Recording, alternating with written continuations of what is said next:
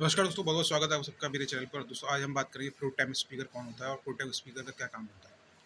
आप सबको पता है कि 18th लोकसभा इलेक्शन कंप्लीट होने के बाद जब सारा जो मामला कंप्लीट हो गया, प्राइम मिनिस्टर ने अपनी ओथ ले ली और जो काउंसिल ऑफ मिनिस्टर्स हैं उन्होंने अपना ओथ ले लिया और जितने भी स्टेट इंडिपेंडेंट मिनिस्टर्स हैं उन्होंने अपनी ओथ ले ली और बाकी के जो स्टेट मिनिस्टर हैं उन्होंने अपनी अब ओथ ले ली। तो अब बात आती है कि जब 24 जून को नया सेशन बैठेगा तो इस सेशन को कौन हैंडल करेगा, कौन इसको रूल करेगा, कौन इसको लीड करेगा।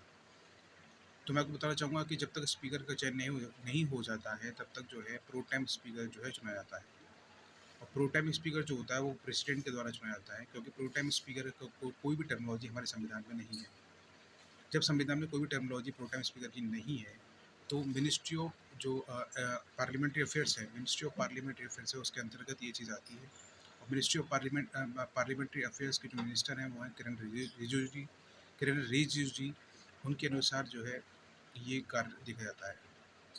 अभी अब मैं बात करता हूँ प्रोटेम स्पीकर। बेसिकली आर्टिकल 94 जो हमें ये कहता है कि जब अ, लोकसभा जो है स्थगित हो जाती है, लोकसभा के 5 साल पूरे हो जाते हैं और लोकसभा जब स्थगित हो जाती है, लेकिन आपको पता होगा कि स्पीकर जो होता है वो उनकी टर्मिनोलॉजी खत्म नहीं होती है जब तक नया सेशन स्टार्ट होकर एक नया प्रोटेम स्पीकर या स्पीकर नहीं चुना जाता है।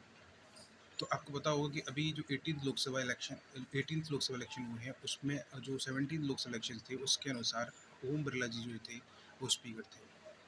लेकिन अब जब 18th लोकसभा सेशन का 24 जून को नया सेशन बैठेगा तो वो उसी दिन से और जो है ओम बिरला जी का जो है एज ए स्पीकर जो है स्थगित हो जाएगा। टर्म पीरियड स्थगित हो जाएगा।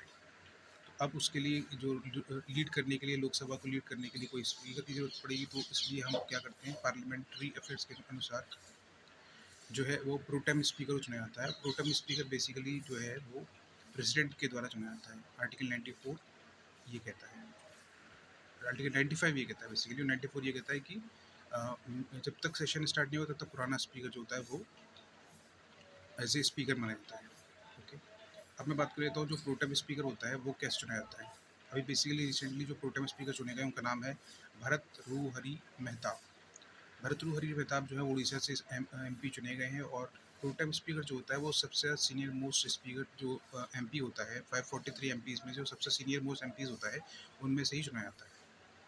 अब इस तरह से देखा जाए तो जो भरत रू हरी मेहताब हैं वो 7 बार एमपीज के चुनाव लड़ चुके हैं और 7 बार एमपीज के चुनाव जीत चुके हैं।